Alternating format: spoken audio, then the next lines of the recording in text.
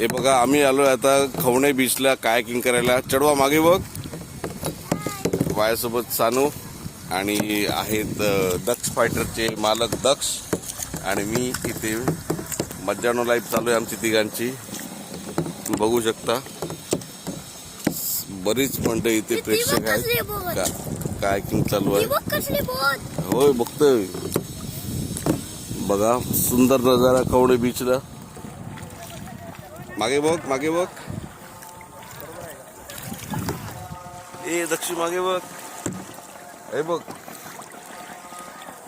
आता आम्ही आलोय कांदळवन भागात. बघा चारी बाजूला कांदळवन दिसते खवणे बीचचं. आणि आता आम्ही आलोय कांदळवनाच्या एक्झॅक्ट खाली.